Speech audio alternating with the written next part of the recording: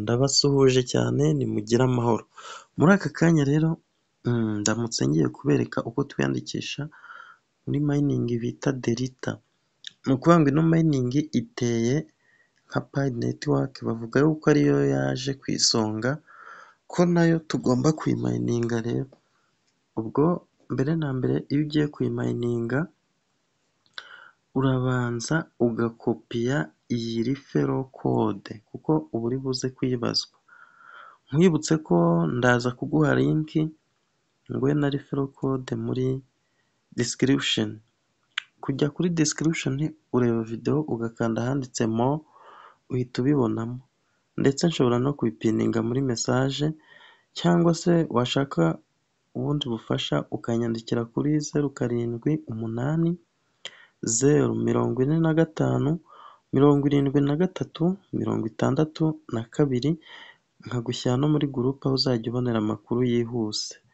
Ubwo rero twagiye, mbere na mbere urakopiya iyi rifero kode nkwereka uko twiyandikisha step by step muri iyi netiwake bita Delta, ngo nayo imeze nka Pi. Ukimara kuyikopiya rero uhita ukanda hano kuri aka kalinki ukadawunirodinga application, ukurikire step by step uko nanjye ngiye kubikora. Ukanda hano ubundi bagahita bakuzana ahantu udawunirodinga application. Ntabwo ino application iba kuri Play Store, ubwo tuyikura muri Google nyine, muri Google Chrome tunyuze kuri link. Ni ukuvuga ngo noneho ni icyo ngicyo dukora twebwe, turategereza hano bitewe na network ufite, ubundi noneho bakakugezaho dawunirodingira. Bahita rero bakuzana ahantu hameze gutya, waba ukoresha telefone ya Android ukanyura hano, naho waba ukoresha telefone ya iPhone ukanyura hano kuri App Store. Ubwo njye ndakoresha hano rero, aha ngaha niho ngiye kunyura nyidawunirodinge. Ubwo ni ukuvuga ngo nkandaho hano nyine kuri Android, bari kumbaza ngo nongere nyidawunirodinge ariko nari nayidawunirodinze. Nawe iyo wari wayidawunirodinze unyura hano ku turongo dutatu ukayibona, naho iyo ari ubwa mbere ukanda hano ukayandika. Nubwo bakubwira ngo it is harmful urabyirengagiza ukayidawunirodinga, ariko njye nari nayidawunirodinze. Reka nze nyure hano nkande kuri download. Iyo wari wayidawunirodinze nta mpamvu yo kudawunirodinga nyinshi. Ukanda hano ugahita unyura hano, dore ngiyi urayibona Delta, ugahita ahubwo icyo ukora ni install. Uyikandaho ugakora kuri update cyangwa se install ugategereza. Iyo imaze kuba installed uhita ukanda hano kuri open hano hasi nkaho nkanze, ngira ngo urabibona, ikaza igafunguka gutya. Tukigera hano rero hari ibintu nshaka kukwibutsa.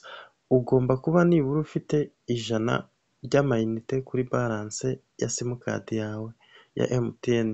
Ni ukuvuga ngo hari message baguha kohereza mu bihugu byo hanze, kugira ngo igende rero nabonye bakata 80. Ubwo nawe ugomba kuba ufiteho nibura 100, 60 se, kuko hari n'igihe wayohereza bwa mbere ntibikunde ukongera ukayohereza. Ubanza ariyo mpamvu bikunze kugora abantu hano hantu. Ubwo rero icya mbere duhita dukora hano, turaza duhitemo igihugu cyacu bitewe n'ururimi ndi kuvuga. Urumva ko ndi umunyarwanda, ubwo ndaza nihuse ndebe kuri alphabet ya R hano nyikandeho kugira ngo banzanire u Rwanda hafi. U Rwanda nguru nibarumpa mpite ndukandaho. Nkimara kwandikamo u Rwanda ni ukuvuga ngo aha ngaha hakurikiyeho ndashyiramo nimero yanjye ya telefone, kode ihita yizana. Ubwo ni uguhita nshyiramo nimero ya telefone, narangiza nkahita nza hano hasi nkakanda kuri next step. Aha ngaha nkimara gukanda kuri next step, ya rifero kode natangiye nkubwira ngo yikopiye, bahita bakubaza kuyishyira hano. Akamaro ko gukoresha rifero kode, utangira ufite coin cyangwa se bakaguha nyinshi, mbese byihutisha mining rate y'izo ubona. Niyo mpamvu uba ugomba kuyikopiya ukayishaka, ntugende utayifite. Ubwo aha kabiri dushyiramo nickname. Nickname ni akazina twebwe twihimba. Ubwo reka mbanze mpestinge, wibuke ko natangiye nyikopiya. Rifero kode ngiyi nawe ndaza kuyiguha. Aha kabiri rero nickname dushobora kwiyita nk'izina dushaka. niyo wakita wenda Roger 001 gutya ni izina waba ushaka, ugahita ukanda hano kuri next step, ukurikire ukuntu turi kwiyandikisha. Ni ukuvuga ngo noneho bahita bakugeza hano bakakubwira ko bagiye kuguha rero ya SMS verification, niyo mpamvu ukeneye 100 kuri balance ry'amayinite. Ubwo urakanda hano kugira ngo utangire process, uhita uza ukanda hano kuri get, kande kuri get, utegereze hano. Ukuvuga ngo ukigera hano rero baba bakuzanye hano mu Rwanda, ariko ushobora kujya kuri Global Universe. Ni hano tugiye rero, Global Universe ukahakanda, noneho warangiza hano baguhitishamo, barakubwira ngo hitamo nibura igihugu kiri bukuverifiye. Urabona hari icyo bita Hong Kong cy'iyi nimero, hari n'icyo bita Britain. Ubwo turahitamo kimwe, reka mpitemo iki cya mbere. Ubwo ni ugukora muri aka kazu nyine hakazamo V, urabona. Ni ukuvuga ngo iyi V yo hejuru yo nta kivuze, kuko ndamutse nkanze aha kabiri aha mbere bivamo. Ubwo ndakanda hano hambere rero kuri Hong Kong, nindangiza nkande kuri next step, ariko nzirikana ko mfite 100 ry'amayinite kuri balance. Ubwo ndakanda kuri next step, ntegereze. Ubwo hano ni ugutegereza, nta kindi tuba twakora. Niba uri umuntu mushyashya, ntera inkunga ukande subscribe, iba ari inkunga uba unteye.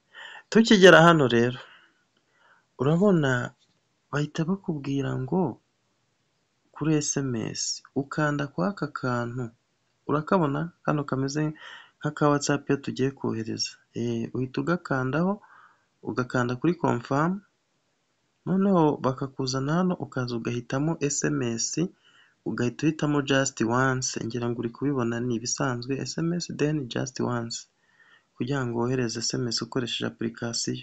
Ibi bya mbere narabikoze biranga, ariko ubwo dore niyo mpamvu ngiye kohereza. Nizere ko mfite amayinite, nkanze send, ubwo turategereza turebe ko message yagiye. Ese ubu ntiba yagiye? Ndakeka message iba yagiye. Iyi ya kabiri niyo ugiye kwitaho, naho ibi bya mbere ntabwo uri bubyiteho.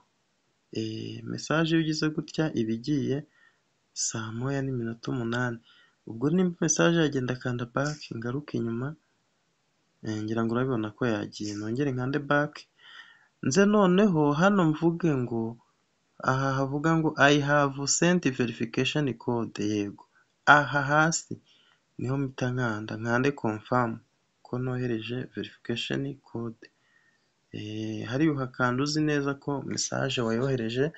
Urabona ko bahise bamvivura, bahise bashyiraho V. Ndategereza, urabibona ko bavuze ngo sign in successful. Tayari dore ni uku nguku umuntu ageramo.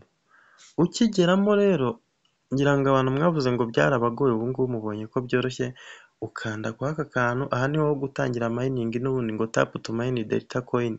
Ibi ni ibisanzwe no muri Pi turabibona. Ukandaho ugahita uza ugakanda hano handitse mine.